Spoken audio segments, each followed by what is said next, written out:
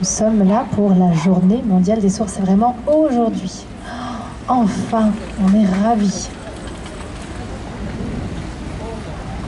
Alors, pour quelle raison? Parce que pour nous, l'important, c'est la langue des signes. Il y a des personnes sourdes, des personnes entendantes qui savent signer, ok, très bien, mais il y a tout un tas de personnes entendantes qui ne connaissent pas la langue des signes du tout. Donc nous avons prévu des interprètes qui sont là pour traduire. Alors, ne soyez pas perturbés, hein. Moi je suis un homme et vous entendez une voix de femme. Mais c'est bien moi qui m'exprime, hein. Voilà, l'interprète me prête sa voix.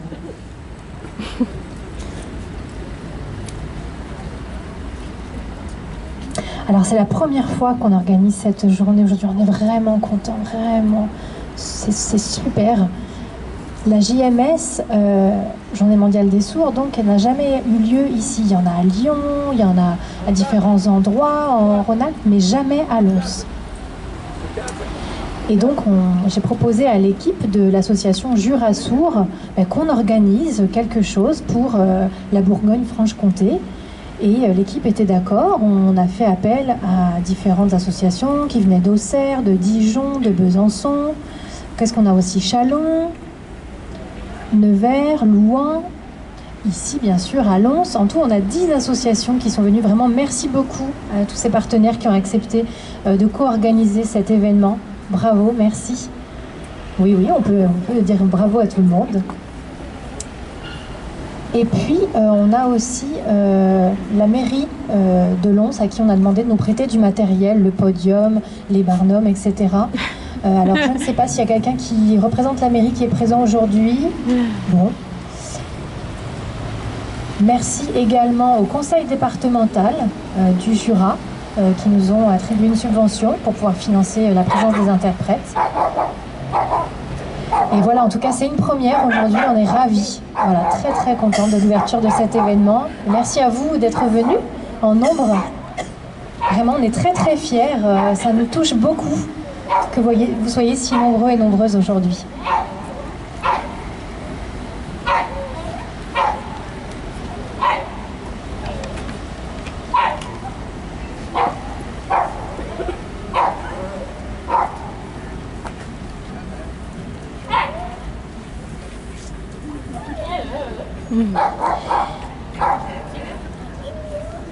Donc aujourd'hui, il s'agit de la JMS, la Journée mondiale des sourds de Bourgogne-Franche-Comté. Voilà, puisque les deux régions ont fusionné. Donc c'est vraiment une première, c'est une première étape en 2024. Et l'objectif pour nous, c'est de parler de la langue des signes. C'est un droit à la langue des signes pour tout le monde. Et vraiment, vous connaissez ce slogan, qui est très important. Le fait de militer pour le droit à la langue des signes pour tout le monde. Et il ne faut pas en avoir honte, il ne faut pas être timide, il faut vraiment être fier de cette langue. Et il faut qu'on puisse nourrir cette langue et que cette langue se développe en fait et qu'elle soit visible partout. Voilà, merci vraiment encore d'être venu.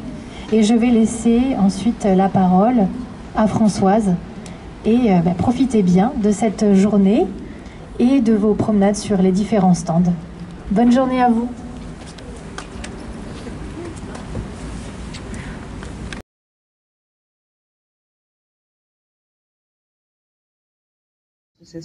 Bonjour à tous, j'ai un grand plaisir de participer à cette journée de JMS. Voilà. Moi, je représente l'association des musées de l'histoire et de la culture sourde qui se situe à Louhans. Vraiment, voilà. Venez visiter le musée, il y a tout un panel sur l'histoire des sourds, l'éducation, l'art, le sport, voilà, sur le monde des sourds et la culture sourde. Venez nous voir, venez découvrir tout ça au plaisir. Bonjour, je suis le directeur de visuel langue des signes Bourgogne-Franche-Comté. Donc c'est un visuel, c'est un centre de formation de langue des signes pour les personnes entendantes. Ça fait bientôt 32 ans. Il n'y a pas de sourds qui viennent en formation? Non. C'est à Paris. Qu'il y a une formation pour les personnes sourdes. Ici, on a un public de personnes entendantes. On peut avoir des futurs interprètes, voilà, des services publics qui souhaitent travailler sur l'accueil, des parents entendants d'enfants sourds qui souhaitent entrer en communication avec leurs enfants, des personnes qui veulent juste découvrir, des personnes devenues sourdes qui se retrouvent isolées dans le monde entendant et qui décident de se mettre à la langue des signes, voilà. Voilà ce que je vous l'appelle. Il va falloir mémoriser mon nom. Allez, je suis le président de l'association sportive et culturelle des sourds de Nevers. Dans l'association a pour but d'échanger, de se rencontrer. On organise des événements sportifs. Et voilà, peut-être je vous expliquerai après. L'association, c'est sportive et culturelle, c'est ça? Oui, voilà. Donc on fait pas mal d'activités. Avant, c'était pas ce nom-là, on portait un autre nom, mais les jeunes ont voulu intégrer le sport à nos activités. Donc on a ouvert notre champ et aux sportifs. Voilà, donc c'est normal. Voilà. C'était hélas, on travaille plus sur le culturel. Maintenant, le domaine sportif est un peu endormi, si tu peux dire. Voilà, on fait plein d'activités. Par exemple, on part sort les mains de tes poches, donc le signe c'est sort, signe. Voilà. Et donc à Besançon, on organise plein d'activités donc pour rendre plus accessible tout un tas de choses pour les personnes sourdes. Donc des visites dans les musées, on choisit des spectacles adaptés aux personnes sourdes, donc sortis donc au théâtre.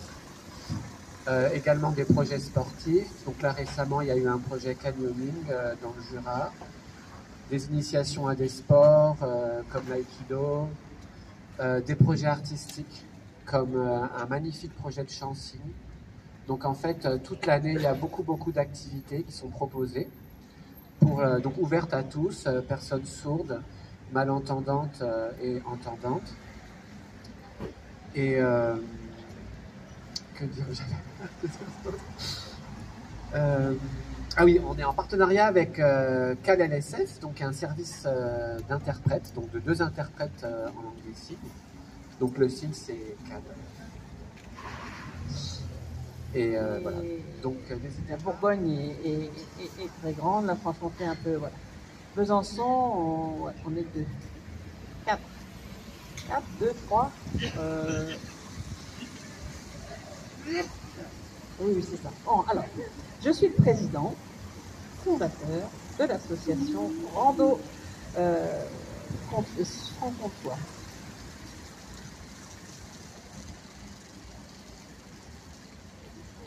Alors l'objectif, c'est qu'on puisse faire des randonnées dans le secteur Comtois, Franc-Comtois, près de l'Alsace, pourquoi pas ici, en Bourgogne. L'objectif, c'est que vous veniez nous rencontrer et puis que ce soit sourd, entendant, qui connaît la langue des signes ou pas, ou qui a envie, des enfants de parents sourds, des parents d'enfants sourds. Voilà, on a plein d'informations à vous donner sur notre stand. Vous avez vu tout à l'heure l'association Sors les mains de ta poche, voilà, on se voit souvent ensemble, on peut organiser des journées, on est en train de voir ça, si on peut pas faire un sport, loisirs,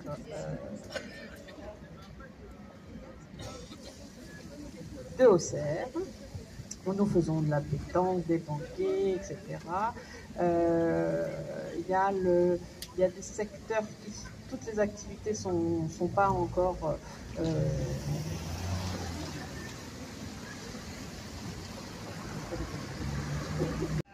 je suis le président de l'association sportive des sourds de Châlons. Donc on fait de la pétanque, les boules lyonnaises. Alors peut-être vous ne connaissez pas, c'est les boules lyonnaises. Voilà, on fait pas mal d'activités, des conférences.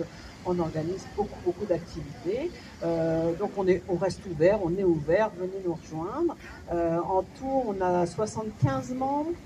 Pas mal, 75, bon, la moyenne d'âge c'est 60 ans, ça va, les relations, ça se passe bien. Il y a des jeunes, ah bah ça dépend, les jeunes, oui, hein, ça, quand on pense à l'avenir des associations, ah bah de toute façon, nous on reste... Alors il est à côté de Louhans, près de Louhans en fait, oui, à 28 km, voilà, exactement. Alors, je vais me présenter. Voici mon signe. Je m'appelle Régis. Je viens donc de l'association Ferdinand Berthier, qui est une association culturelle langue des signes, donc Ferdinand Berthier. Alors attention, c'est différent du signe de la personne Ferdinand Berthier. Hein. Voilà, on a le signe au niveau du cœur, là, qui est vraiment le signe de l'association. Et c'est une association qui a été créée par Armand Pelletier depuis fin 2019. En fait, on est vraiment une association. Moi, je suis président de l'association. Et donc maintenant, on fait vraiment des cours de NSF. Et à côté, on a quelques activités. L'intermédiation s'est terminée, oui, c'est ça, depuis 2 ans. On ne fait plus de médiation. Voilà. C'est vraiment que des cours de NSF. Alors normalement, c'est la dernière année, puisque normalement, je partirai à la retraite. Bon, on verra. Si vous avez déjà été en contact. Donc l'objectif de ce réseau, c'est une association, donc comme vous le voyez là sur le panneau, en fait. L'idée, c'est de travailler en fait en complémentarité avec les compétences langue des signes, en ce qui concerne en fait la santé pour toutes les personnes sourdes qui habitent en Bourgogne-Franche-Comté. En fait, quand vous avez besoin de contacter le médecin, vous avez des questions de santé, vous avez besoin d'aide, d'accompagnement, peu importe. Pour toutes ces questions-là, vous pouvez faire appel au réseau Sourds et Santé et donc à William qui est là, qui va nous faire un petit coucou peut-être. Appelons William pour qu'il nous fasse un petit coucou, qu'on le repère. Ah, il fuit, hein, il fuit. Il est très très timide. Hein. Oh, oui, très timide, dit.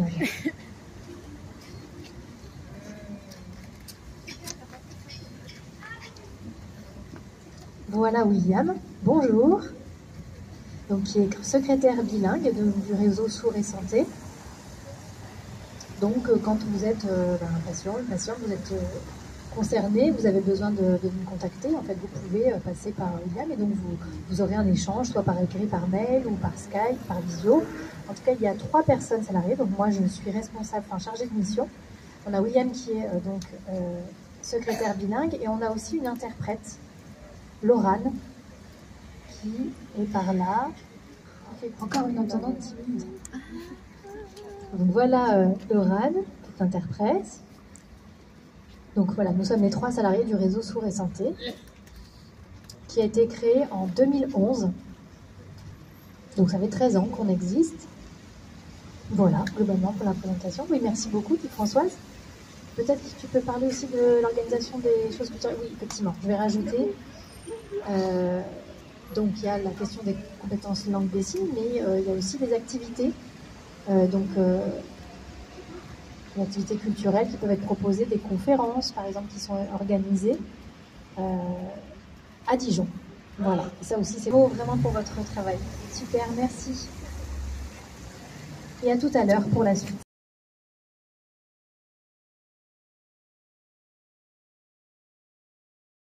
L'objectif, c'est d'expliquer un petit peu l'historique des JMS, d'où est-ce que ça vient. Donc moi je vais laisser Mathéo vous présenter tout ça, d'accord? Oui, je présente les JMS ou... Oui, tu peux parler peut-être de comment ça a été créé, etc. Là tu as une intervention un petit peu plus longue en tout cas, et puis s'il y a des questions, on pourra te les poser. D'accord, très bien. Alors, là, je parle de la fédération ou uniquement des JMS? Tu peux parler et de la fédération et des JMS. Alors, la FNSF, donc c'est la Fédération nationale des sourds de France. C'est une association qui est reconnue d'utilité publique depuis 1994. Alors, je pense que vous connaissez le signe depuis un petit moment, les 2 mains comme ça qui tournent. Mais avant, c'était quoi le signe? Il y avait ce signe-là qui était utilisé.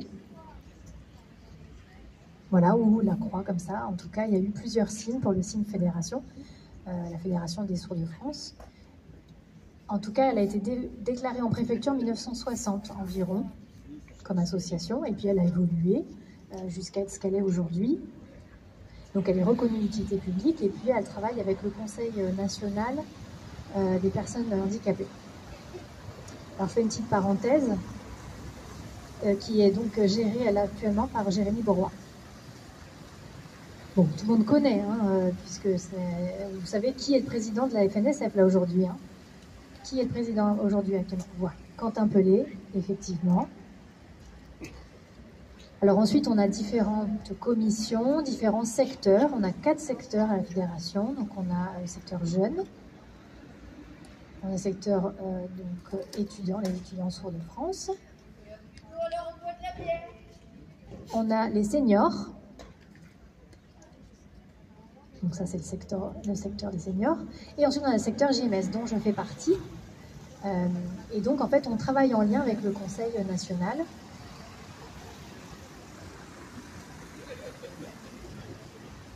Et donc, en fait, il y a des JMS qui s'organisent un petit peu partout dans différentes villes de France. Alors maintenant, je vais me concentrer un peu plus sur les JMS. Alors, la fédération, juste peut-être pour expliquer... Oui, pardon, merci, effectivement.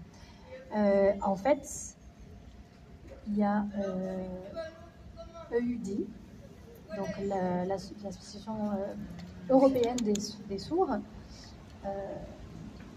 et la FMS, la Fédération mondiale des sourds, WLD en anglais, et donc la FNSF est membre de ces 2 associations. Voilà. Donc les JMS ont été créés en 58. En 58 pour la première fois. Et à l'époque, donc c'était vraiment en lien avec la FMS, la Fédération mondiale des sourds. C'est parti en fait de l'Italie. C'est là qu'il y a eu le premier événement et l'objectif c'était vraiment de focaliser toute une journée sur les sourds. Et donc jusqu'à maintenant, on en est à la 66e édition des JMS. Merci, continue, je t'en prie.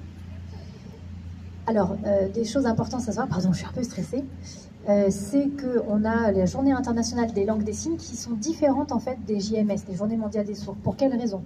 Parce que les Journées mondiales des sourds, en fait, c'est vraiment tout un mois. En général, alors ça peut être le 1er ou le 3e samedi de septembre, c'est vraiment sur le mois de septembre. Journée internationale des langues des signes, c'est vraiment le 23 septembre. C'est une journée vraiment spécifique. Sur laquelle l'objectif c'est de focaliser sur les droits des langues des signes. Et ça ne concerne pas seulement la LSF, c'est toutes les langues des signes du monde. Et donc depuis 1958, ça s'organise comme ça. Ce qui est assez inédit, c'est que depuis 2017, en fait, il y a eu une reconnaissance de ces journées par l'ONU. Un petit peu comme ce qu'on a pour la journée des droits des femmes. De la même manière, on a cette journée des langues des signes, qui est donc le 23 septembre. Donc c'était lundi. Voilà, globalement. Alors, tu as parlé de l'Europe, de l'ONU qui a pu reconnaître... tu as parlé il y a 59, il y a quelque chose qui s'est passé en 59. La première JMS, en fait, ça a été créé parce que ça a été discuté donc en une assemblée. Et ensuite, enfin, il y a eu en fait vraiment cette ouverture en 58. En fait, on a vraiment parlé donc des journées mondiales des sourds muets. Non, à l'époque, ça s'appelait comme ça. Hein, c'était la journée mondiale des sourds muets. Et c'était organisé sur une semaine. Et puis, si je ne me trompe pas, ensuite, en 59. L'ONU a vraiment décidé de cette reconnaissance et donc de faire en sorte que ce soit la journée mondiale de la surdité. Il me semble que ça s'appelait comme ça ensuite. Et puis, on a décidé donc de faire de l'animation, etc. Les personnes ont parlé donc, en tant que personnes sourdes, etc. Et finalement, petit à petit, le mot surdité, on s'est dit, bah non, mais il y a une mauvaise reconnaissance de ça. Et donc, jusqu'en 2017, là où il y a eu cette vraie reconnaissance officielle, mais les journées internationales des langues des signes, du coup, c'est quoi la différence précise avec les JMS? Du coup, est-ce que tu peux nous expliquer peut-être, tu me corriges si je me trompe, mais la JMS, l'idée c'est de se rencontrer en tant que personnes sourdes qui partageons la même culture, etc. Donc la journée internationale des langues des signes, elle est vraiment axée sur le côté linguistique, les langues, le fait qu'il y ait des langues des signes différentes à travers le monde. Là où la journée mondiale des sourds, la fédération l'a dit, c'est aussi important de souligner le fait qu'en tant que personne sourde, on a une identité qui est liée à la langue des signes et à la culture. Donc il y a aussi cet aspect linguistique. Hein, c'est ça, je ne me trompe pas sur la définition de ces deux journées différentes. Alors effectivement, par rapport à la surdité, alors vous connaissez certainement la Fondation pour l'audition, mais là l'objectif, c'est des gens qui font de la prévention pour les personnes sourdes ou entendantes, etc. C'est vraiment sur la question de la surdité, donc il y a quand même ce regard médical, vous le savez, on sait que c'est un regard qui a été source de souffrance pour beaucoup de personnes sourdes. Voilà, et là souvent nous on se dit, bah, bon ok on est sourd, et alors ? Donc les JMS sont l'occasion effectivement de se rencontrer, d'échanger en tant que personne sourde, etc. Donc les entendants sont bienvenus, évidemment c'est ouvert. Et il y a des interprètes qui sont là pour permettre l'accessibilité aux entendants. Et les JMS, du coup, on a plus, comment dire, c'est vraiment plus large, c'est pas uniquement pour les personnes sourdes. C'est le fait d'être reconnu comme minorité aussi. C'est vrai qu'on est une minorité en fait par rapport au monde entendant. Bien sûr, on a un nombre beaucoup moins important de personnes entendantes. Et les Journées internationales des langues des signes, c'est pour célébrer la diversité de ces langues. Voilà, c'est vraiment la Journée internationale au pluriel des langues des signes qui au travers du monde. Et donc ça, c'est important que cette journée existe. Écoute.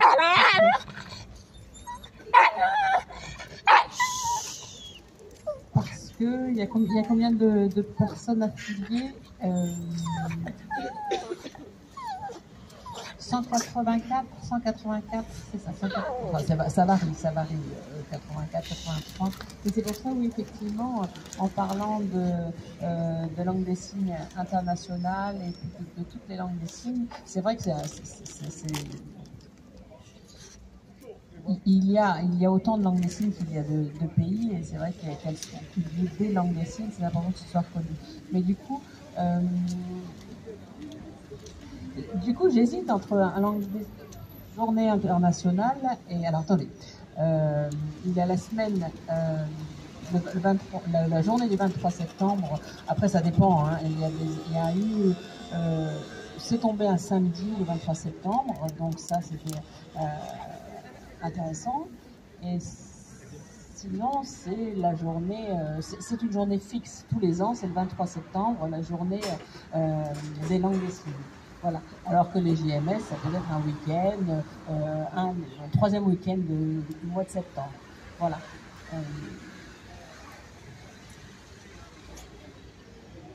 Donc, du coup, si c'est le 21, il y a les JMS, il peut y avoir la journée des langues des signes 3 jours plus tard.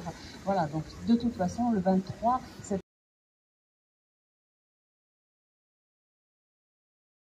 des sourds de Louhans. Le musée est ouvert au public, c'est le seul, l'unique musée de ce type en France. Il a ouvert en 2013 à Louhans, donc c'est pas loin d'ici, vous êtes à une demi-heure. Nous sommes toute une équipe tous bénévoles. Pour faire un petit résumé de notre histoire, c'est Françoise qui m'a donné le droit de présenter tout ça. Voilà, donc ça. Alors, dans le musée, on arrive au XVIIIe siècle. On a des personnes. Étienne de Fay, qui était lui-même sourd. Il ne faut pas oublier qu'il était sourd. Voilà, c'était même avant l'abbé de l'Épée. Hein. L'abbé de l'Épée est très célèbre, mais Étienne de Fay, le premier sourd enseignant. Voilà, il enseignait aux enfants de familles riches. Hein. C'était en 1700, fin 1700. Il a commencé cet enseignement et ensuite est arrivé l'abbé de l'Épée. C'était des cours gratuits pour les enfants. Voilà, l'abbé de l'Épée, lui, a proposé une instruction gratuite. Puis il y a eu Ferdinand Berthier qui est né à Louhans, qui s'est battu pour le droit des sourds, pour une égalité entre les droits entre entendants et sourds. Il a créé en 1884 le premier banquet. En 88, une première association a été fondée, puis d'autres ensuite sur tout le territoire. Bien sûr, il y avait toujours le débat, les conflits entre l'oralisme et la langue des signes. Voilà, pour faire court, mais les choses ont évolué et se sont développées. Pour vous donner un exemple, Ernest du Sceau, lui-même sourd également, était un homme politique très militant. Voilà. Il s'est battu pour le mot sourd-muet.